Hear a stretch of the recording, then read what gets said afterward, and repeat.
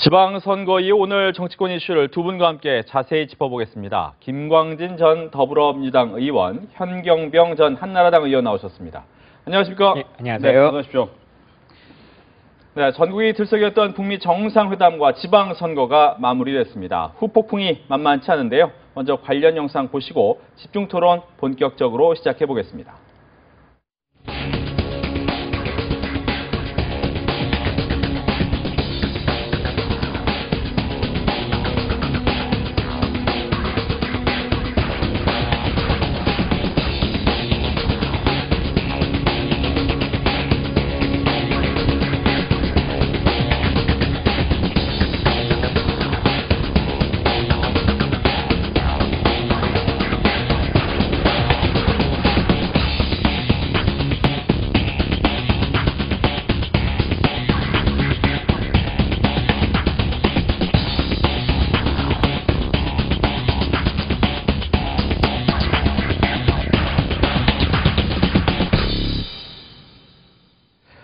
지방선거가 끝난 지 나흘이 지났습니다. 희비가 엇갈린 여야의 행보까지 확인하시고 오겠습니다.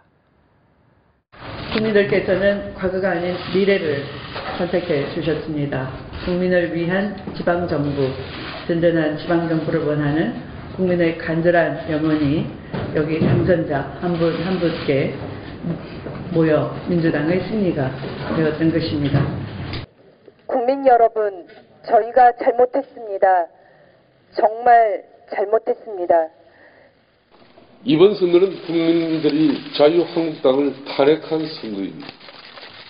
자유한국당 해체를 통해 처음부터 다시 시작해야 합니다. 같은 날 한쪽에서는 승리의 선포식을 진행했고 다른 한쪽에서는 무릎을 꿇고 사과문을 발표했습니다. 야권 선거 참패에 따른 후유증이 앞으로 국회를 어떻게 움직일 것인가에 대한 관심도 많아지고 있는데 자유한국당의 대국민 사과문도 여러 가지 이야기를 낳고 있습니다. 어떻게 좀 들으셨습니까? 근데 저 대국민 사과문이나 무릎을 꿇고 하는 이 퍼포먼스를 통해서 자유한국당이 뭔가 변화되고 있다라고 느끼는 국민은 아직까지 없을 것 같습니다. 아마 저 행위를 하셨던 분들도 이후에 어떻게 우리가 바꿔야 될 것인가라고 하는 심각한 고민을 하고 계실 것 같은데요. 인적 쇄신뿐만 아니라 방금 화면에서도 말씀하셨습니다만 당의 해체에 준할 정도의 그런 개혁이 필요하다라고 하는 고민의 말씀을 하고 계신데 사실 지금 상황에서는 2년이나 나온 총선의 기간이 있기 때문에 저분들이 그대로 의원직을 유지하고 있는 상태지 않습니까? 어쩌면 또 새로운 지도부를 구성해도 또 저분들 안에서 이렇게 운영이 될 텐데 국민들이 과연 이 개혁과 혁신의 모습을 받아들일 건가 그리고 사과로 인정할 것인가 라고 하는 건 조금 더 지켜봐야 될 것 같습니다. 알겠습니다. 현 전 의원님. 전례가 있습니다. 네. 2004년에 한나라당 시절인데 그 탄핵 후폭풍으로 인해 가지고 지금보다 더 어려웠다면 더 어려웠을 겁니다. 그때 사과 반성 차원도 중요하지만은 그 천막 당사라 그래서 국민들에게 진정성 있게 일단 비쳤어요. 그리고 그 기간이 굉장히 중요합니다. 1년, 2년이 이어졌단 말이에요. 그렇게 해서 2006년 지방선거 그 다음 대선에서 승리를 거뒀는데 지금 하고 있는 모습 같은 경우도 최소한 다음 총선 때까지 갈 수 있는 진정성 있는 모습이라야 될 것이고 지금 뉴스에서도 지금 첫 화면에 나가듯이 국민들이 이제 여기 바라보고 있단 말이에요. 그 진정성이 중요하겠죠. 어떻게 이제 사과의 모습을 보여주느냐, 반성하고 숙고하는 모습을 보여주느냐, 진정성이 중요하다라고 하는데 보니까 이제 6선의 김무성 자유한국당 의원이 불출마를 선언을 했습니다. 이 불출마의 의미를 또 여러 가지로 해석할 수가 있을 것 같은데 어떻게 해석을 하시겠습니까? 일단 그래도 가장 먼저 불출마와 본인의 책임이라고 하는 것을 말씀하셨다는 것에 대해서는 좀 높게 평가할 수 있겠습니다만 사실 이제 이후에 저희 당도 그렇고 모든 정당들이 전당대회가 예정되어 있는 상태이기 때문에 이게 전당대회를 위한 포석인 것은 아닌가라고 하는 의구심을 떨칠 수가 없는 상황이고 실제로 지난 20대 총선이 끝나고 나서 자유한국당이 원하는 결과를 얻지 못했을 때 당시에 새누리당이 당을 비대위 체제로 바꾸면서 혁신위원장으로 김희옥 위원장을 모셔왔거든요. 그리고는 두 달 만에 친박에 거의 앞에 서 있었던 이정현 대표가 당선되시는 전례가 있었습니다. 그래서 혹시 지금 김무성 대표께서 다음 전당대회를 준비해서 이런 행위를 하신 거라면 지금 국민들이 바라는 자유한국당의 미래 혹은 보수 정당에게 기대하는 바 이런 것과는 좀 적합하지 않을 수 있겠다. 다만 그런 뜻이 없이 본인이 먼저 솔선수범하신 거다라고 하면 높게 평가할 수 있을 것입니다. 네. 책임을 지는데 여러 가지 방법이 있는데 이제 총선 불출마도 그 중에 하나의 방법이 될 거예요. 근데 보니까 지금 한국당에서는 김무성, 윤상직 두 의원밖에 하질 않았다. 그렇기 때문에 초선 의원들은 빨리 중진 이상이 책임져라 이런 얘기 나오고 다 책임져야 되는 거 아니냐 이런 얘기도 나오고 어떻게 해야 됩니까? 제가 볼 때는 네. 초선 5분이 예. 그 중진들 보고 정계 은퇴 요청을 했단 말이에요. 그렇죠. 근데 제가 볼 때 두 가지 면에서 부적절합니다. 우선은 과연 그 초선들이 그런 말을 할 만한 입장이냐. 사실은 정치 성향으로 봤을 때에 친박에 가까운 분들이 적잖아요. 예. 그리고 또 지난 총선 때 진박 논란을 불러왔던 분도 있으시고 이런 상황에서 지금 상황이 이렇게 되니까 친박이 이제 정치 전면에 나서는 게 아니냐 이런 의구심을 불러일으킨단 말이에요. 아. 역시 진정성이 떨어져 버리죠. 그리고 제가 이참에 이 부분을 한번 짚어 싶은데 중진들에 대해서 마냥 공격하는 것이 바람직하냐는 문제입니다. 사실 우리 정치권에서 사선 이상이 그렇게 많지를 않습니다. 그렇죠. 외국에는 잘 아시겠지만은 의원들의 정치 경력이 20년 정도는 기본이지 않습니까? 우리는 국회의장이 4선이면 다 할 정도거든요. 이제 이분들이 책임이 구체성을 묻지를 않고 포괄적으로 다 나가라 그러는 거는 무리가 아니냐는 거예요. 다만 그동안 진행되는 과정에서 존재감이 없었다. 그리고 어떤 중요한 시기에 앞장서서 희생을 하거나 또 꼭 필요할 때 양보하는 모습을 보이지 못한 부분에 대한 책임은 져야 되겠죠. 왜, 또 다른 당에서 보는 느낌은 다를 것 같은데 뭐 초선 의원들은 예. 중진 의원들에게 나가라. 중진 의원들은 다 같이 한번 해보자. 뭐 이런 얘기 나오는 걸 어떻게 좀 보셨습니까? 뭐 근데 의원님 말씀하셨던 것에 좀 일정 정도 동의가 되는데요. 네. 사실 지금 국민들이 자유한국당에 말했던 것 중에 하나가 홍준표 대표가 그동안 이렇게 당 운영을 해왔던 과정에 있어서 왜 초선 의원들은 초재선 의원들은 아무 말이 없는 것인가라고 하는 의구심이 있었던 거지 않습니까? 근데 결과가 이렇게 나고 난 다음에 그 얘기를 한다라고 하는 것에 대해서는 별로 동의할 수 없는 상태다. 특히나 미리 얘기를 했어야 된다는 거죠. 예, 본인의 역할들을 충실했어야 되는 것이고 특히 정론관의 마이크를 잡고 지금 화면에 보이는 정종석 의원 같은 경우는 말 그대로 친박 의원이시고 박근혜 정부 시절에 장관까지 하셨던 분이신데 저런 이야기를 하실 수 있을 것인가. 그리고 또 하나는 지금 자유한국당의 상황에서 홍준표 대표라고 하는 개인을 제외하고 나머지 분들의 개인의 책임을 지금 묻고 있는 것인가 아니면 자유한국당이라고 하는 당 자체에 국민들이 책임을 묻고 있는 것인가라고 하는 걸 좀 볼 필요가 있을 것 같은데요.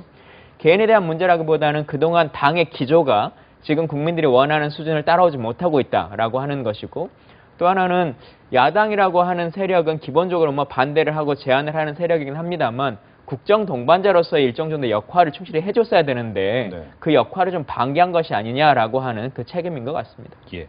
지금 나오는 기사들 내용을 봐도 자유한국당은 나 빼고 혁신하면 된다. 뭐 이런 기조를 갖고 있는 것 아니냐라는 얘기가 나올 정도로 지금 어떻게 보면 제대로 된 혁신의 모습을 보여줄 것인가에 대한 의구심이 굉장히 많거든요. 어떤 식의 방향으로 가야 됩니까? 저는 네. 아까 그 김무성 전 대표 부분 나왔을 때 전당대회가 나왔습니다만은 내부적인 차원의 변화를 깨서 자유한국당이 살 수 있는 단계라고 보지를 않습니다. 그들만의 리그를 해서 무슨 주목을 받습니까? 그 부분에 대해서는 이번 지방선거에서 충분히 국민이 심판했다고 봅니다. 이제는 열어야 됩니다. 당 해체라든지 해체 모여라든지 네. 그리고 야권 보수 우파 연합 전체의 그 연합의 모습을 띌 수 있는 방향으로 가야 되거든요. 그렇게 하지 않으면은 진정성에 이어서 실질적으로 정치 동력을 확보해가는 모습을 보이는 거라고 보기 어렵겠죠. 즉 보수연합 얘기라고 한다는 것은 뭐 바른미래당이나 다른 사람들의 네. 모든 걸 한번 다 묶어보자 이런 얘기를 해야 된다는 건가요? 당연하지 않습니까? 사실은 한번 뒤돌아서 한번 보자고요. 지난 그 대선 같은 경우도 마찬가지고 이번 지방선거도 이어졌습니다만은 여당 후보는 한 명이었잖아요. 네. 지난 대선에는 야권 후보가 보수 진영으로 볼 수 있는 사람들이 3분이 나왔잖아요. 어떻게 보면. 그리고 이번 지방선거에서는 굉장히 그런 차원이 고질화된 측면이 있단 말이에요. 이 부분을 타파하지 않고 다음을 기약하기는 어렵지 않냐는 거예요.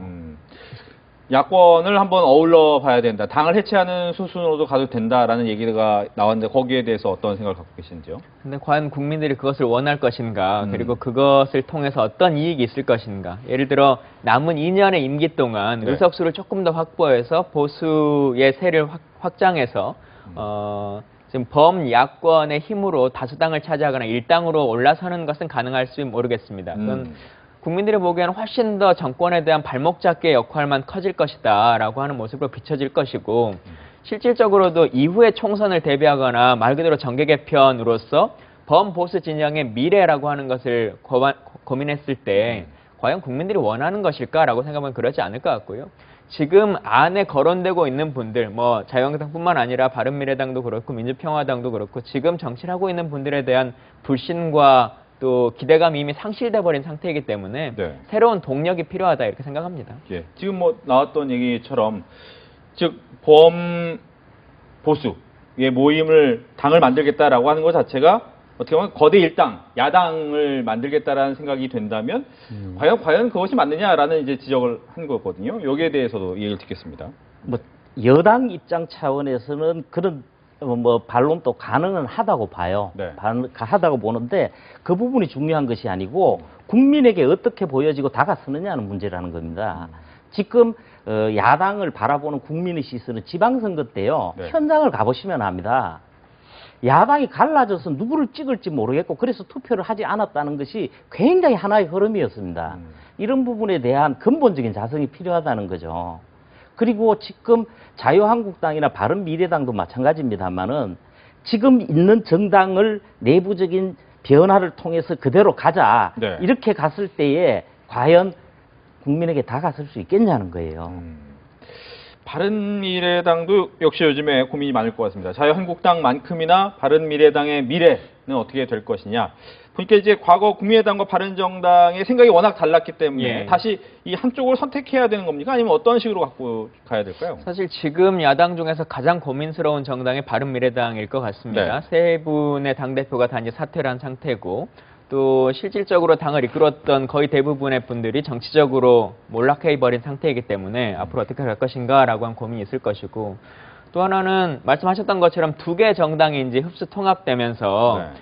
그래도 어느 정도의 화학적 결합이 이루어지지 않겠느냐라고 하는 기대가 있었는데, 이번 선거를 치르는 과정에서 공천 파동이나 여러 가지 역학관계 등이 도저히 이건 물리적인 통합조차도 불가능하다. 화학적인 결합까지는 기대도 못하고 물리적인 통합도 거의 바라볼 수 없는 것이 아니냐라고 하는 모습을 보여줬기 때문에 이 부분에 대해서는 서로 간에 본인의 길들을 찾아가는 것이 옳지 않겠느냐 싶기도 하고요. 네. 특히나 이제 호남위원 6분으로 이제 지칭되고 있는 분들과 이미 민주평화당으로 마음이 가 있는 세 분의 비례대표분들이 있지 않습니까? 이분들이 바른미래당이라고 하는 당적을 그대로 유지하는 것이 스스로의 정치에도 좋을 것인가라고 하는 고민을 신중하게 할 필요성이 있을 것 같습니다. 예. 바른미래당에 대한 미래 얘기 듣겠습니다. 제가 볼 때는 바른미래당의 그 지난 과정도 그렇고 향후에도 그렇습니다. 저는 의석수는 중요하다고 보지를 않습니다. 예. 일단 교섭단체를 유지하는 한은 정치적 입지는 확실하게 유지할 수 있다고 봅니다. 그런데 지난번 중도라는 입장으로 접근을 했습니다만은 과연 중도로서도 접근했냐는 거예요. 제가 볼 때는 안철수, 유승민이라는 두 전 대표의 사당 비슷한 모습에서 벗어나지 못하지 않았냐는 거예요. 이제 정말 필요한 부분은 제가 볼 때는 정치 노선, 그러니까 중도냐 보수냐 부분도 있는데 지역에 대한 고민도 필요하고 특히 젊은 세대에 다가갈 수 있는 희망이 있단 말이에요. 예. 그렇다면은 그에 걸맞는 방향으로 해서 지금 내부적인 변화가 아니라 근본적으로 변화를 틀을 가져가야 될 필요가 있다고 봅니다. 그리고 제가 볼 때는 자유한국당에서 그 기회가 온다고 봅니다. 예. 자유한국당으로 기회가 올 것이다. 근데 궁금한 건 뭐 자유한국당으로 기회가 오려면 어떤 중심이 되는 인물이 보여야 된단 말이죠. 하지만 이번 선거를 통해서 과연 그런 인물이 발견됐느냐? 거기에 대해서 좀 궁금한데 거기에 대해서는 어떻게 생각하시는지.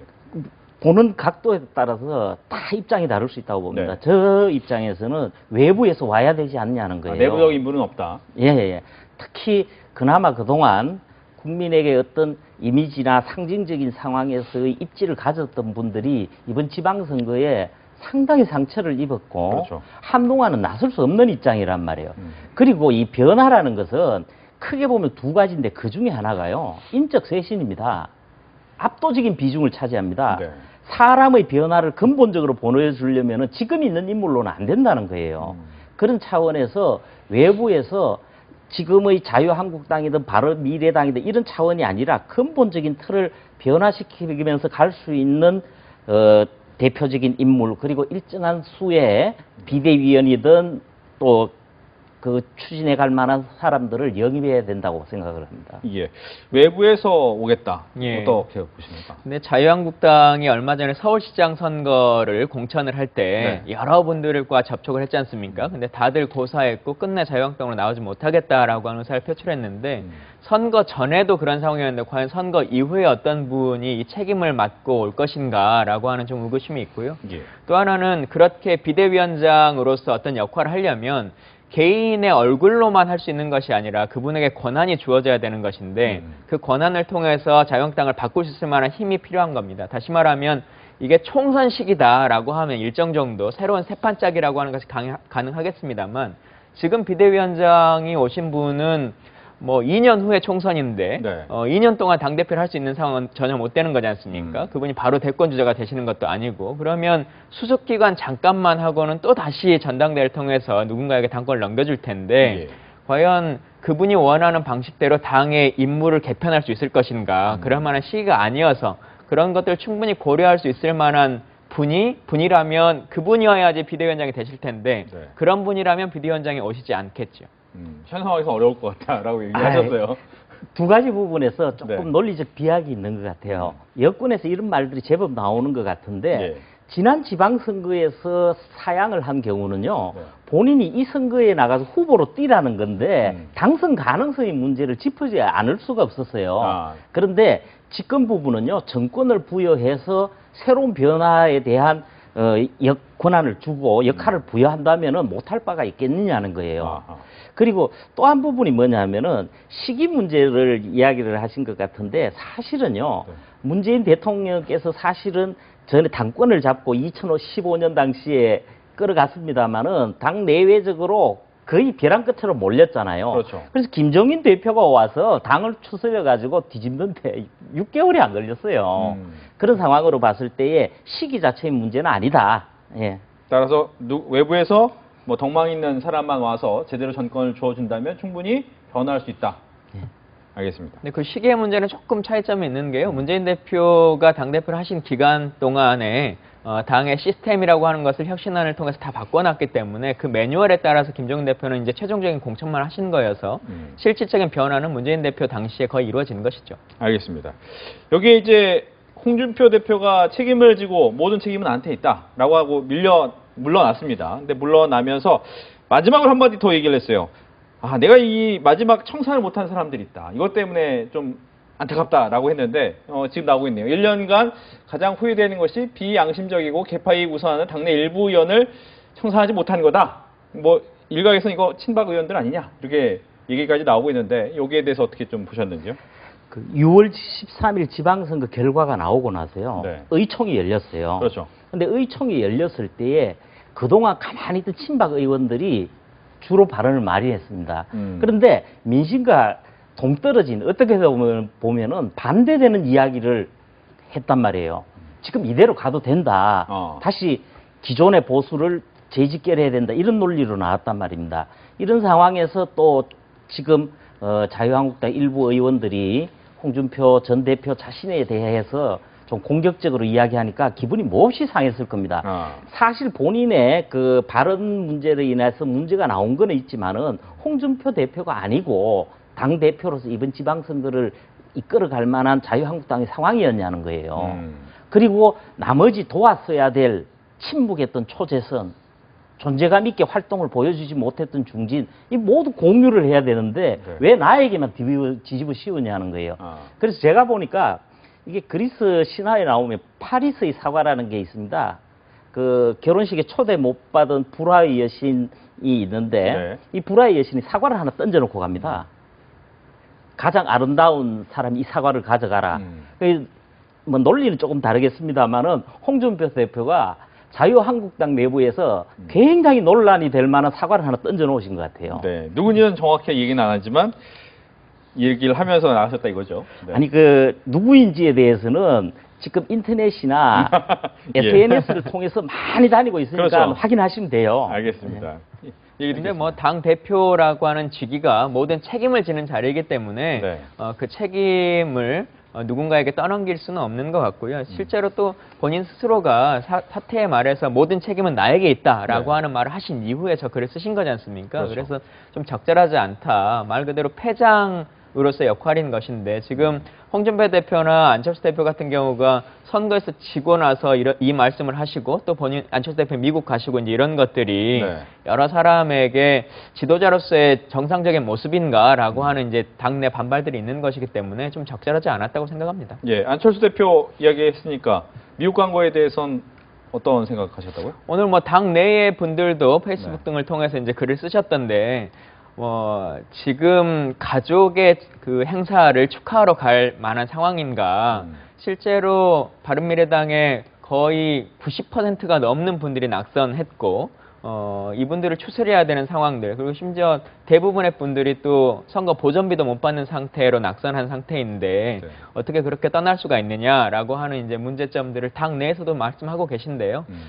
적절하지 않았다고 생각하고 실제로 선거가 이런 상황이라면 가려고 예정돼 있던 것도 만료하고 돌아와야 되는 상황일 텐데 이렇게 훌쩍 떠나버리는 것은, 그리고 게다가 이제 안철수 대표가 예전에도 한번 그렇게 미국행을 했던 전례가 있지 않습니까? 그래서 예. 그게 또 한번 반복되면서 좀 좋지 않은 이미지가 더 씌워지지 않겠느냐 싶습니다. 그러니까 예전에 2012년 대선 때 이제 문재인 대표 그 투표 끝나고 나서 이제 예, 갔던 미국으로 얘기를 가셨죠. 예, 하신 것 같습니다.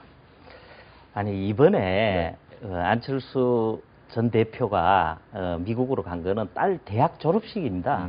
그 학위 졸업식입니다. 충분히 갈 만한 개인적인 사정으로 이해할 만한 우리나라 수준은 되는 것 같아요. 네. 그리고 이제 중요한 것은 안철수 전 대표가 바른미래당이나 야권의 정계 개편이나 변화에 대해서 어떤 역할을 할 시기냐는 거예요. 제가 볼 때는 한동안은 칩거하는 것이 훨씬 더 나을 거예요. 본인을 위해서도 물론이지만은 지금 야권에서 할 역할이 그다지 있다고 생각하지는 않습니다, 저는. 그래서 뭐 그 부분에 대해서 안철수 전 대표를 주목하는 것보다는 이제 새로운 변화에 걸맞는 부분에서 진행이 돼야 되겠죠. 예. 뭐 잠깐 뭐 얘기가 나왔지만 아까 외부에서 꼭 가져와야 된다. 외부 인원을 자유한국당은 데리고 와서 그 사람이 이제 새롭게 만들어야 된다라고는 하지만 일단 당대표는 없는 상황이기 때문에 당대표에 대해서 그러면 그냥 빈 공석을 놔둡니까? 어떻습니까? 보통 우리나라 정당들이 선거 때마다 당 이름이 여야 가릴 것 없이 바뀌어 왔고 네. 또 이합 집산을 해왔는데 그런 중에 정당으로서의 기능이 어려워졌을 때는 비대위나 혁신위를 구성을 했단 말이에요. 그렇죠. 그래서 이번에 바른미래당 같은 경우 당 지도부가 사퇴하면서 비대위 체제를 만들었습니다. 네. 비대위 체제를 만들었는데 이 비대위원장은 당헌 당규에 따라서 뭐 여야 거의 공통입니다만은 원내대표가 대행을 합니다. 그래서 사실은 김동철 원내대표가 비대위원장을 겸하고 있는 겁니다. 그래서 비대위 체제로 진행이 되겠지만 사실 지금 비대위원으로 또 4분을 더 선임을 했어요. 예. 그래서 의원 3분하고 또 당직자 1명을 해서 했습니다만은 이 경우도 일정하게 바른미래당의 현실을 짚고 변화를 꾀하는 부분은 있겠지만은 근본적으로 네. 다가서는 부분에서는 한계가 있지 않냐는 부분에서 한 번 더 접근을 해봐야 될 겁니다. 알겠습니다. 지금 바른미래당의 비대위원들이 어떤 역할을 할 수 있을 것인가, 그리고 국민들이 어떻게 변화되는가에 대한 기대가 있을 것인가라고 하는 걸 고민해 보면 사실은 둘 다 지금 별로 없는 거지 않습니까? 그래서 나름대로는 노력을 하시겠습니다만 실제 큰 성과를 얻기는 어려운 상황이다. 다만 지금은 어떠한 결과를 보여주는 상황보다 당 내부를 좀 추스려야 되는 시간들이 필요한 것이기 때문에 그 역할들에 충실하시지 않겠나 싶습니다. 네.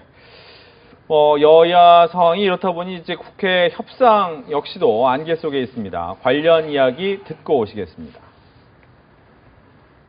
또 후반기 원 구성 잘 해내고 또 우리 저기 흐뭇하게 보고 계시는 문희상 의장님으로 우리가 모실 수 있도록 기둥이 뿌리 뽑힐 마당에 안방 차지하고 아랫목 차지할 생각이나 할 때가 아니지 않습니까?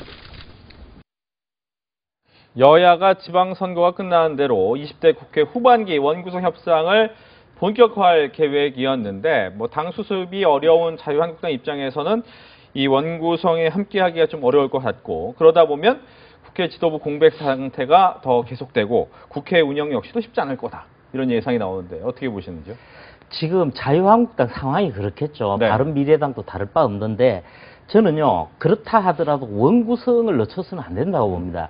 이미 지난달로 해서 국회의원 임기가 4년인데 상반기 후반기로 나눴습니다.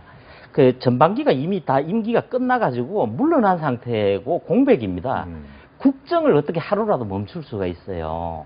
그래서 이 부분은 원내대표를 중심으로 해서 원구성에는 협의에 들어가는 게 맞습니다. 지금 의장, 부의장 특히 그 많은 법안이라든지 정책 현안이라든지 예산 문제를 다뤄야 될 그 상임위원회들도 18곳이 있거든요. 그래서 이런 부분들에 대해서는 진행해야 되지 않느냐. 그렇게 하는 것이 국민에게 다갔을 때의 진정성에서는 저는 더 낫다고 봐요. 네. 사실은 이제 당 내부나 아까 제가 말씀드렸습니다만 당 내부 추스리는 정도로는 어렵지 않냐고 제가 말씀을 드렸고 전체적인 야권의 재편이나 이런 부분은 별도겠죠. 알겠습니다. 지방선거가 졌다고 해서 국회 의석수의 변동이 있는 것은 아니기 때문에 보궐선거 몇 석을 제외하고요. 네. 그래서 충분히 원내에서의 역할을 하는 데는 큰 문제가 없다. 특히나 원내대표는 그대로 유지되고 있기 때문에 원구성 협상은 충분히 가능하다. 자유한국당이 왜 참패했는가라고 하는 것을 다시 한번 곱씹어 보셨으면 좋겠는데요. 국민들이 원하는 그 역할들을 충실히 못 해주셨기 때문에 그런 거라고 생각합니다. 그래서 그 역할을 다 해줘야 되고 그게 첫 번째가 이제 원구성을 통해서 국회가 정상적으로 가동되는 모습을 보이셔야 될 것 같고 두 번째는 그동안 6월 30일까지 개헌안에 대해서 야당의 입장을 다 완성해서 내겠다라고 하는 약속을 여러 차례 했지 않습니까? 이제 6월 30일이 곧 다가오는데 네. 그게 또 지방선거 때문에 그 약속을 지키지 못한다라고 말하면 또 국민들이 동의하지 않으실 거라고 생각하고요. 실제로 이번 6월 국회가 방탄국회라고 하는 비난을 받으면서도 국회가 개의가 된 것이 자유한국당이 회기를 열어놓은 것이거든요. 그러니까 그 역할을 충실히 하셔야 된다 이렇게 생각합니다. 알겠습니다. 선거를 통해서 이제 향후 앞으로의 대선, 대권에 대한 여러 가지 눈에 띄는 인물들도 있고 이번 선거를 통해서 치명상을 입었던 대권 주자들도 좀 있어 보이긴 합니다. 먼저 두 분께서 꼽는 이번 선거를 통해서 가장 어떻게 보면 혜택을 얻은 좀 많은 점수를 얻은 사람은 누구였을까에 대한 얘기를 먼저 듣겠습니다. 먼저 누굴 꼽으시겠습니까? 사실 대통령 임기가 이제 1년밖에 되지 않았기 때문에 네. 이후에 대권에 대한 고민을 한다거나 하는 것은 본인들에게도 별로 득은 되지 않으실 거라고 생각합니다. 그리고 여권 같은 경우는 여당은 대통령이 계시기 때문에 네. 굳이 새로운 대항마 잠룡이 나타나지 않아도 당이 운영되는 큰 무리가 없겠습니다만 야당은 어쨌든 차기를 준비할 만한 주자들이 나와야 될 텐데 지금 그 주자들이 거의 다 상실된 상태여서 조금 당의 운영이 어렵겠다라는 생각이 들고요. 다만 한 명을 꼭 꼽자라고 하면 이번 지방선거를 통해서 김경수 의원이 도지사로 이제 발돋움하면서 네. 그동안 비서적 역할과 느낌으로 좀 많이 있었는데 개별적인 정치인으로서 대권 후보로서 좀 올라오는 것은 아니냐 이렇게 좀 보여집니다. 김경수 지사에 대해서 이제 좀 많은 점수를 주셨고 또 누구 선택하시겠습니까? 지방선거에 여당이 이기고 나니까 네. 참 좋은 것 같아요. 여러 사람들이 대선 후보로 올라서고 또 그리고 좋은 평가를 받게 되는 것 같은데 네. 이번에 지방선거로만 해도 떠오른 뿐만 아니라 방금 우리 김 의원님이 말씀하신 것처럼 김경수 경남지사 당선자도 있지만 박원순 서울시장이라든지 이재명 경기지사를 비롯해서 또 그리고 여당에서 저는 김부겸 행정안전부 장관이라든지 네. 임종석 비서실장 등등 해서 잠재군이 굉장히 많다고 봅니다. 이런 프리미엄은 좋은 시절에 당연하다고 봅니다. 그런데 다만 꼭 짚을 수 있는 부분이 지금은 여당이 누구 탓도 못하게 돼 있습니다. 이제는 모든 국정의 공과에 대해서는 확실하게 책임을 져야 될 겁니다. 그래서 책임 정치가 확실히 될 텐데 네. 지금 대권 잠재군으로 나오는 분들도 똑같습니다. 본인들이 특히 박원순 서울시장 같은 경우는 3선을 하시는 거기 때문에 그렇죠. 눈에 띄는 치적이 굉장히 중요할 겁니다. 그래서 이런 부분들에 대해서 제대로 진행하는 부분이 중요할 것 같고 야권은 지금 대선 후보를 거론하기에는 좀 빠르다고 봐요. 네. 일단은 정당 차원의 추스리 있는 차원도 차서진 차원이지만 야권 전체의 재편 그리고 인적 쇄신 비전을 만들고 그리고 국민에게 다가갈 수 있는 정권 교체 세력으로서의 그 정책적인 부분도 다시 다 세워야 됩니다. 이 부분들이 굉장히 약하거든요, 지금. 그래서 이런 부분들에 진행할 때가 아니냐 이렇게 생각을 합니다. 네. 워낙 많은 잘 되고 있는 여당이기 때문에 후보군이 늘어나는 건 어쩔 수 없다라고 얘기를 하셨는데 그렇다면 이번 선거를 통해서 가장 좀 치명상을 입은 후보는 누가 있을까요? 사실 이제 가장 큰 치명상을 안희정 전 지사가 입으시는 것 같고요. 그리고는 저희 당에서 또 이재명 지사가 꽤 선전을 했었습니다만 당 내에서의 여러 가지 갈등 관계들이 이제 좀 노출되면서 네. 이후의 상황에서는 어느 정도까지 올라올 수 있을 것인가라고 하는 것을 좀 지켜봐야 될 것 같고 의원님 말씀하셨던 것처럼 이제 지금 광역단체장으로 올라온 분들이 4년 후에 이제 대선을 치를 수 있는 상태, 그러니까 중도 사퇴를 하지 않고도 대선을 치를 수 있는 상태이기 때문에 네. 4년간의 도정 활동들이 이제 평가를 받을 거라고 생각합니다. 그리고 이번에는 대통령도 더불어민주당이고 또 단체장도 그렇고 광역의원 같은 경우도 거의 90%가 넘게 더불어민주당이 당선이 됐기 때문에 어느 누구에게도 책임을 질 수 없는 온전하게 민주당의 책임이 되고 그 단체장의 책임이 될 거라고 생각합니다. 그래서 업무의 평가들을 1년 1년 지켜봐야 되지 않을까 싶습니다. 알겠습니다. 가장 치명상을 입은 후보군들 얘기를 듣겠습니다. 사실 아까 나왔습니다만은 홍준표 전 대표를 비롯해서 안철수 전 대표, 유승민 전 대표에 이르기까지 상당수가 내상은 물론이고 국민적 인식에서도 굉장히 타격을 입었다고 봐야 됩니다. 예. 그리고 또 다른 분들 그동안 거론되던 분들도 지금 야권의 상황으로 봤을 때에 대권 후보로 논하기에는 이게 무게가 안 실어진단 말이에요. 그래서 제가 지금 좀 시기적으로 빠르다고 봤는데 그런데 이런 점은 있습니다. 저는 지금 문재인 정부가 네. 경제를 비롯해서 특히 민생 부분을 중심으로 해서 바람직한 방향으로 가고 있다고 보지를 않거든요. 그래서 이제 진정으로 국민들의 성적표를 받아들 텐데 지금 2년 차에 갔을 때 특히 다음 총선은요. 제가 볼 때 다음 총선이 2020년인데 네. 진정한 중간평가입니다. 이번은 집권 1년 차 같지라서 선거 결과에도 유리한 점이 있었던 것이고 그런 점에서 봤을 때 그 점으로 해서 네. 야권에서 상당히 주목할 만한 후보군들이 나타날 거로 생각을 합니다. 잠깐 이야기가 나왔기 때문에 거기에 대한 이야기 듣겠습니다. 지금 이번 선거에서도 가장 많이 여당, 즉 정부를 공격한 것은 민생과 경제 부분이 예전보다 훨씬 안 좋다라는 부분에 대한 집중적인 공격이 있었고 거기에 대해서 추미애 대표 같은 경우에는 평화 얘기를 하면서도 앞으로 훨씬 더 좋아질 것이다 이렇게 얘기를 했단 말이죠. 말씀하신 것처럼 앞으로 책임이 온전히 민주당으로 가게 되는데 이 부분이 어떻게 좀 잘 변화가 있을 수 있는지 여기에 대한 얘기를 듣겠습니다. 예. 사실관계 여부와는 별도로 아마 자유한국당이 처음부터 민생과 경제라고 하는 것 슬로건을 가지고 선거에 임했다면 지금보다는 조금 더 나은 선거 결과를 얻지 않았을까 싶습니다. 그런데 온 국민이 바라고 있는 평화와 남북관계의 진전이라고 하는 이 상태에서 계속적인 예전의 인식을 그대로 갖고 있는 남북관계 이야기, 안보의 이야기를 하셨기 때문에 선거에 좀 참패하지 않았나 싶은데요.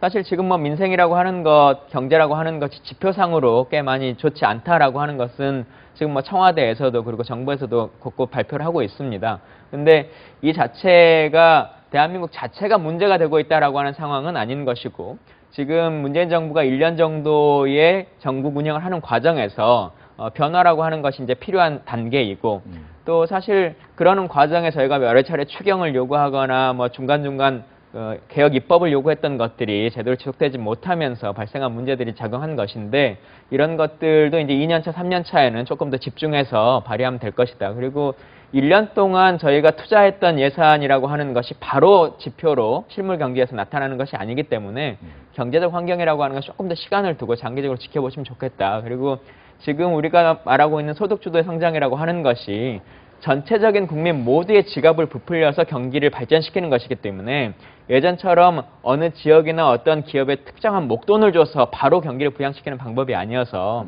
조금 더 시간은 필요하다 이렇게 보여집니다. 이제 1년이 지났기 때문에 거기에 대한 결과가 나오기에 시간이 조금 모자랐다. 그렇습니다. 좀 더 예. 봐야 될 것이다. 듣겠습니다. 사실요, 네. 성과는 1년이 빠릅니다. 몇 년이 걸리고 5년, 10년이 갈 수도 있습니다. 그런데 실정을 하거나 까먹는 거는 1년에도 충분히 나타납니다. 제가 볼 때 지금 경제적인 측면에서 곳곳에서 나타나고 있는 부분들이 굉장히 많습니다. 특히 일자리를 가장 중요시했는데 일자리 부분을 비롯해서 물가, 뭐 이런 전력 이런 부분 등등에서 일일이 꼽을 수 없을 정도로 많다고 생각을 합니다. 이런 부분에 대해서 확실히 국정을 챙기는 자세가 필요할 텐데 사실 아까 말씀하셨습니다만 제가 볼 때는요, 야권이 1년 차 된 정권에 정권 심판론으로 접근을 했단 말이에요. 예. 그리고 그럴 만한 그 자격이 있다고 생각하지 않는 상황에서 진행을 했단 말이에요. 제가 볼 때는 겸손한 자세로 하는 게 중요했고 네. 정권 견제론으로서 접근했어도 좋죠. 그리고 너무 지나치게 남북 대화나 평화 모드는 이게 바람직한 거란 말이에요. 이걸 안보 차원에서 한 부분에 대해서는 좀 실수가 있었죠. 특히 경제 국민들이 집중해서 바라보고 있는 민생 부분에 대해서 부각을 못 시킨 거는 안타까운 거죠. 알겠습니다. 또 한 가지 이제 선거 이후 폭풍이 하나 있는데 이제 뭐 이부 망천으로 좀 많이 얘기가 되고 있죠. 이혼하면 부천에 살고 망하면 인천 산다라는 이것 때문에 뭐 집단 소송까지도 제기될 것이다. 또 이것으로 이제 경기도 표가 많이 잃었다라는 이제 평가도 나왔는데 여기에 대해서 좀 이야기를 해보겠습니다.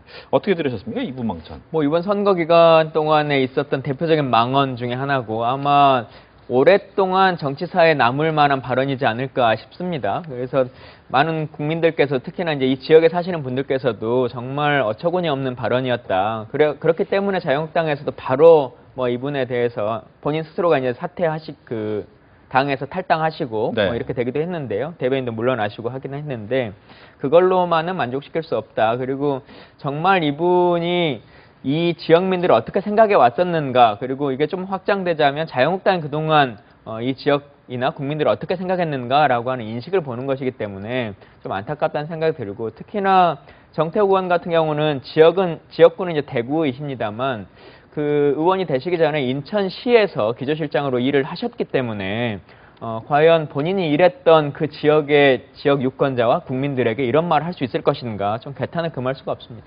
예. 사실 딱 잘라서 망은 맞습니다. 망은 맞고 또 그에 따른 정치적 책임을 져야 되는 부분이 있고, 다만 이제 이부망천이라는 말 때문에 저는 잊혀질 흘러가고 잊혀질 걸로 봅니다만은 그래야 되고, 다만 그 부천이나 인천에 사시는, 특히 인천에서도 남구 중구 분들에게 상처를 줬을까 싶어서 제가 한 가지만 좀 더 하면은 지금 경기도에서 가장 발전하는 지역 중에 하나로도 볼 수가 있습니다. 부천이. 그리고 무엇보다 인천의 남구하고 중구에 대해서 가장 부정적으로 이야기를 했습니다마는 남구가 잘 아시는 송도 있죠. 요즘 떠오르는. 네. 그게 남구에서 갈라져서 연수구가 나간 거거든요. 중구에도 우리나라의 상징인 인천국제공항이 있습니다. 두 곳 다가 활력이 넘쳐요. 그래서 잘못된 발언이기 때문에 이 예. 부분에 대한 오해가 없었으면 좋겠어요. 오히려. 알겠습니다. 뭐 이런 얘기 때문에 이제 여러 뭐 이야기가 계속해서 나왔던 부분이 있는데 이제 한미 관계 뭐 얘기도 해보겠습니다. 이제 뭐 평화 관계가 이제 계속해서 유지가 되는 분위기를 되는데 뭐 제일 많이 얘기되는 것이 한미 연합 훈련의 중단 문제가 과연 어떻게 받아들여야 되느냐라는 부분입니다. 여기에 대해서 이번에는 먼저 얘기를 해주시죠. 예, 저는 네. 거꾸로 접근을 해가겠습니다. 한미 관계에서 가장 중요한 것은 한미 동맹이고 주한미군이 실체라고 생각합니다. 예. 그런데 이 부분에 대해서는 미국의 전략 이익 때문에 저는 확고하게 지켜질 거라고 생각을 하고 있는 입장입니다. 미국은 한반도, 특히 우리 한국 입장도 있지만 중국과의 대응 차원에서 가장 중요하게 된, 어떻게 보면 유럽보다도 더 중요하게 된 이 지역의 군사적 그 우위를 양보한다. 저는 생각하기 어렵다고 생각합니다. 그런데 중간에서 지금 이제 대화, 평화 이런 상황으로 진행되면서 몇 가지 짚을 상황이 나오는데 네. 그 중에 하나가 이 군사훈련 문제거든요. 군사훈련이 있어야 전력이 유지된다는 부분들도 있으신 거는 맞고 그 부분이 저도 수긍을 합니다. 그런데 한미 양쪽에서 다 이야기를 했잖아요. 나중에 북한이 비핵화에 따르는 조치를 하지 않았을 때에는 제기를 한다 그랬고 네. 제가 볼 때는 그렇게 해도 무방합니다. 더 중요한 것은 지금이라도 우리 한국군은 한국군대로 미국대로 자기의 국방력이라든지 또 특히 우리 한국의 군사 안보 또 무기 확충 그리고 장병들에 이르는 교육 훈련 이런 부분에 대해서는 더 열심히 했으면 좋겠습니다. 차질없게. 네, 알겠습니다. 한미연합훈련과 주한미군의 주둔이라고 하는 것이 어떤 이유에 있는 것인가라고 하는 근본적인 질문을 다시 한번 해볼 필요성이 있는 것 같은데요. 북한이라고 하는 그 국가에 대한 견제가 가장 중요한 거 아니겠습니까? 근데 남북관계 긴장이 점점 완화된다면 네. 주한미군의 역할과 또 한미연합훈련의 강도라고 하는 것도 조정의 필요성이 있다. 그에 맞게 걸맞게 이루어져야 된다라는 생각이 들고 예전처럼 누가 먼저 그것을 손을 내려놓을 것인가라고 하는 논쟁은 지금의 남북관계나 한미관계에서 그리고 북미관계에서는 크게 중요하지 않다. 지금 통 크게 다들 결단하고 있는 상태이기 때문에 네. 자연스럽게 이루어지면 된다라는 생각이 들고요. 한미연합훈련이 크게 이제 두 가지로 나눌 수 있는 거지 않습니까? 봄에 이루어지는 독수훈련처럼 이제 실제 전개가 이루어지는 훈련이 있고, 그렇죠. 가을에 지금 이제 예정되어 있는 UFG 훈련처럼 흔히 말하는 워게임으로 이루어지는 훈련이 있을 것인데, 먼저는 일단 워게임으로 이루어지는 율지 포커스 훈련을 조금 중단해 보자라고 하는 계획을 갖고 계신 것 같고, 그러고 나서 올해 연말까지 북한이 그에 상할 만한 어떤 역학 관계들이 이루어지고 남북 관계가 긴장이 완화된다라고 하면 실제 전개에 있어서도 예전보다는 좀 강도를 낮출 수 있는 것이 아니냐라고 하는 고민들을 같이 하시는 것 같습니다. 이제 중간에 나온 것 중에 하나가 연합훈련을 중단을 공식화하기 위해서는 북한의 미사일 실험장 폐기가 선행돼야 된다라는 지적도 나와요. 왜냐하면 뭐 주는 거 없는데 그냥 훈련 중단 먼저 하는 게 맞느냐라는 지적이죠. 제가 볼 때는 네. 일부분은 맞습니다. 근데 음. 근본적인 부분에서는 상관관계가 없지 않냐는 거예요. 음. 지금 이 미사일 기지를 파괴하겠다라는 것은 폐쇄하거나 부수겠다는 것은 미국의 이익입니다. 예. 미국이 이렇게 적극적으로 나서게 된 경우 그 상황은 북한이 핵무기를 개발했을 뿐더러 대륙간 탄도미사일, 우리가 흔히 ICBM이라고 부르는 이 미사일을 개발을 해서 미국 본토를 공격하겠다는 것이고 김정은 위원장이나 북한에서 수차 강조했던 부분입니다. 이 부분에서 미국에서는 굉장히 직접적인 현실로 받아들이고 있었어요. 네. 그 부분을 해소하는 차원에서 진행되는 부분이라서 미국의 이익과 관련되는 부분이라고 저는 보여지고 우리 입장에서는 다르게 접근해야 되는 게 몇 가지가 있습니다. 우리가 전반적인 전력, 특히 공군이나 해군은 물론이고 전반적인 전력에서는 북한을 압도하지만은 비대칭 전력 부분에서는 우리가 의외로 약한 부분이 있습니다. 지금 이 미사일 부분이 나오면은 우리가 가장 약하고 수도 서울을 비롯해서 수도권 인구가 많은데 걱정인 게 이 장사정포란 말이에요. 이런 부분에 대해서 협의를 동시에 진행하는 것이 굉장히 중요하다고 생각을 합니다. 네.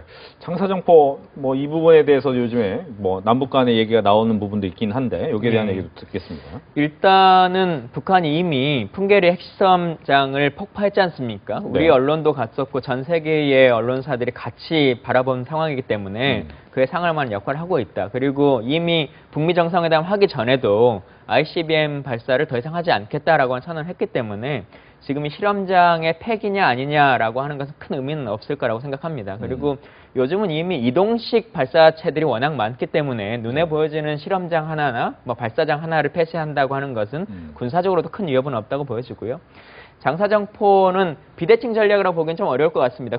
재래식 무기이기 때문에 우리가 대칭할 만한 그냥 재래식 무기인 것인데 워낙 전구가 짧은 대한민국의 이 상황에서 북한의 장사정포는 실제 수도 서울에 위협이 되는 것은 사실이죠. 그래서 네. 아마 남북관계의 군사회담이 이루어지면 이와 관련한 논의들이 있을 수밖에 없을 것 같고 예전에 개성공단이 또 활발하게 운영될 때 그때는 또 한 4km 정도씩 뒤로 가기도 하고 뭐 그랬지 않습니까? 그래서 남북관계가 이제 풀려진다면 이 부분도 하나하나 조정되지 않겠냐 싶습니다. 네.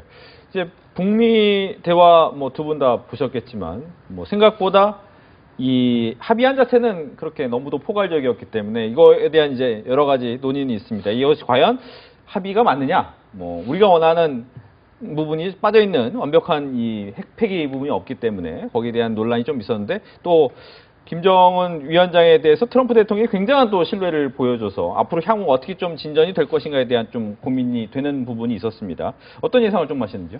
저는요, 네. 트럼프 대통령이 이런 자세를 계속 유지할 걸로 봅니다. 특히 11월에 중간 선거가 있습니다. 예. 저는 이번 북미 정상회담도 그렇고 모든 미국의 동선, 특히 트럼프 대통령과 백악관의 입장은 중간 선거에서의 승리입니다. 우리 지금 이번 지방선거나 다음 그 총선이 있습니다만은 이 두 선거를 뭉뚱그린 정도의 이 비중이라고 생각하시면 됩니다.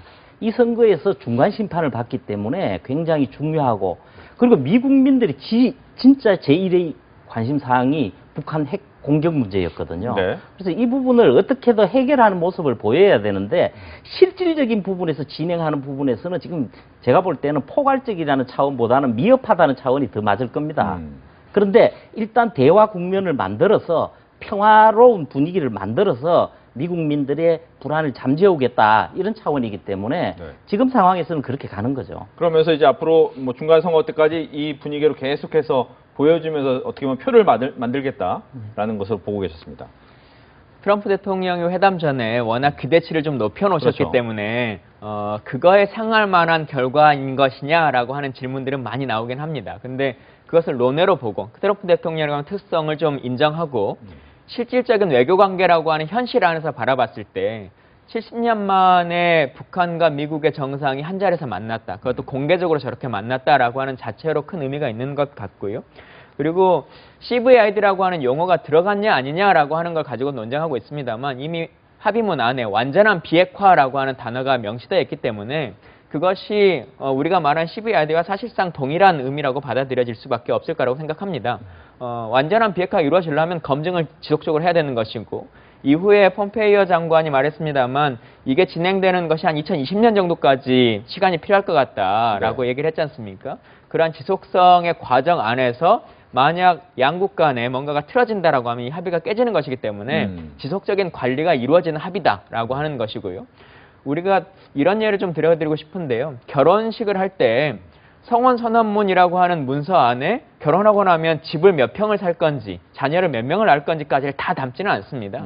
정상의 합의문 안에서 일정 정도의 신뢰관과 선언이라고 하는 걸 통해서 이제 얘기를 나누는 것이고, 그 합의문의 말미에 기록한 것처럼 바로 폼페이오 장관을 비롯해서 급하게 고위 관계자와 만남을 지속한다라고 하는 것을 얘기했기 때문에 네. 실무적 협상을 통해서 우리가 말하는 기간은 언제까지, 그리고 형식은 어떻게라고 하는 것들은 논의가 지속될 것이다, 이렇게 보여집니다. 예. 뭐 상황이 이러다 보니 일각에서는 그러면 북한하고 미국이 이제 본격적으로 대화를 하면 과연 우리나라는 어떤 역할을 하느냐, 거기서 우리나라 역할이 있을 수 있느냐, 물론 역할론 얘기는 계속 나오긴 하지만 말이죠. 저는요, 네. 분명하게 말씀을 드리고 싶은데, 우리의 입지나 위상을 절대 가볍게 보면 안 됩니다. 전 세계에서 한국을 선진국이라고 하지 않는 유일한 나라가 대한민국입니다. 네. 이렇게 자기 부정이나 너무 낮춰서 볼 건 아니라는 거예요. 우리가 경제 규모로도 세계 10위이고요. 나머지 군사력이나 문화 수준, 또 그리고 지금 요즘 월드컵이 열리지만은 다른 뭐 스포츠 모든 부분에 있어서 우리나라가 훨씬 더 순위가 높습니다. 이런 국가가 이런 중요한 우리의 문제에 있어서 외변자이고 우리 뜻대로 할 수 있겠냐는 불안은 드는 것은 없을 수 없지만은 자신 있게 해가면 된다는 거예요. 그래서 저는 문재인 대통령께서 중재자나 조정자 이런 용어로는 조금 와닿지가 않아요. 우리가 당사자인데 네. 우리가 주도권을 행사하는 부분이 더 중요한 것 같아요. 그리고 사실은 지금 진행되는 부분에서도 그렇습니다. 저는 이번 북미 정상회담 같은 경우도 북미끼리는 나름대로 진행하라는 겁니다. 그런데 사실은 미국도 얻은 게 없지만 북한도 얻은 게 없거든요. 그리고 이 상황 속에서 중국도 얽혀지고 러시아도 참여하고 일본도 개입하기를 원하기 때문에 네. 이런 상황 속을 조정해가면서 또 리더해가면서 할 수 있는 입지가 얼마든지 있다고 생각을 합니다. 예. 저 잠깐 얘기를 하셨지만 일본의 아베 총리도 갑자기 김정은 만나고 싶다 이런 얘기하고 모두가 북한을 향해서 이제 러브콜을 보내기 때문에 저는 그런 부분에서도 어떻게 보면 우리나라가 과연 주도권을 잡는 건 물론 맞습니다만 그거보다 혹시 북한이 훨씬 더 많은 스포트라이트를 받는 부분이 있기 때문에 거기에 대해서는 어떻게 봐야 됩니까? 저는 그게 나쁠 게 없다고 봅니다. 이제 김정은 위원장부터 우선 밖으로 끌어내야 되거든요. 밝은 곳으로. 사실은 북한 국가에 대해서 체제에 대해서 여러 가지 용어를 붙입니다만은 제가 볼 때는 가장 중요한 게 김정은 1인 지배 체제라는 겁니다. 김정은 한 명이 결정을 하고 모든 것을 바꿀 수 있습니다. 나머지 모든 존재하는 사람들은 참모일 뿐입니다. 심부름꾼일 뿐입니다. 예. 이런 상황에서 김정은 위원장에 대해서 주목이 되고 또 본인 스스로가 그에 부응을 해서 행동하게 만드는 부분은 전혀 나쁠 게 없겠죠. 뭐 김 전 의원께서는 의원 시절에 이제 국방 예. 관련해서 많이 얘기를 하셨기 때문에 북한의 저 변화는 믿을만 합니까? 뭐 지금은 믿을 수밖에 없는 상황이라고 생각이 들고요. 또 외교라고 하는 것이 본인이 원하지 않더라도 우리가 원하는 목적을 이루도록 하는 것, 그게 외교 아니겠습니까? 근데 지금은 저희도 그렇고 미국도 그렇고 다 원하는 이유들이 있기 때문에, 그리고 북한도 원하는 목적이 있기 때문에 협상은 지속적으로 진행될 것이다라고 보여지고요. 한반도의 운전자론이라고 하는 말이 처음 나왔을 때 과연 가능한 것이냐, 특히나 지난 박근혜 정부 시절에 외교관계라고 하는 것이 아주 어려워졌기 때문에 초기 단기간에 이게 이루어질 것인가라고 하는 고민들이 많이 있었는데, 그 선언 이후에 거의 8개월 만에 실제 성과가 이루어지고 있는 거지 않습니까? 그리고 김정은 위원장도 그렇고 트럼프 대통령도 그렇고 문재인 대통령의 공이 크다라고 하는 얘기들을 지속적으로 하고 있고요. 그게 그냥 말로 머무는 것이 아니라 이번에 북미 간에 맺었던 협의문에 대한민국의 판문점 선언이라고 하는 것을 그대로 이행하고 준수한다, 인정한다라고 하는 말을 명문화했습니다. 다시 말하면 대한민국이 역할 안에서 해줘야 될 역할들이 있다라고 하는 것을 인정한 것이기 때문에 앞으로도 충분한 역할을 해야 될 것이라고 표현되고요. 물론 북미 간에 해결해야 될 문제도 있습니다만 그것을 진행하는 과정에서 또 누군가는 중간중간 더 협상이 진전될 수 있도록 역할을 해야 되는 거지 않습니까? 문재인 대통령이 2차 정상회담을 하셨던 그 상황이 아마 온 국민들도 깜짝 놀랐을 것 같은데요. 저렇게 남북의 정상이 쉽게 만날 수 있는 것인가라고 하는 모습을 이제 증명해서 보여주셨기 때문에 앞으로 훨씬 더 쉽게 그런 만남들을 갖고 하나하나의 문제점들을 손쉽게 해결할 수 있지 않을까 싶습니다. 네, 뭐 남북 간의 평화에 대해서 뭐 안 좋아하는 국민은 없을 겁니다. 다 기대하는 부분이 이제 평화라는 부분인데 그 중에 하나의 단계가 이제 경협이라는 부분을 또 어떻게 갖고 갈 것이냐. 근데 제재가 끝나지 않은 경협은 또 쉽지 않기 때문에 향후에 어떻게 좀 갖고 가야 될까요? 그 경협 문제는 네. 아주 중요한 문제가 우리한테 이득이 굉장히 많을 수 있습니다. 착실하게 진행을 해야 되겠죠. 근데 저는 그 전에 아까 말에 토를 달겠다는 것이 아니라 하나 꼭 짚어야 될 부분이 있는데, 믿지 않을 수 없다라기보다도 저는 북한을 전혀 믿지를 않습니다. 믿을 것도 없고 그동안 협상을 진행하면서 합의안만 해도 8번을 뒤집었단 말이에요. 네. 또 합리적 의심을 해야 된다는 거죠? 그럼요. 네.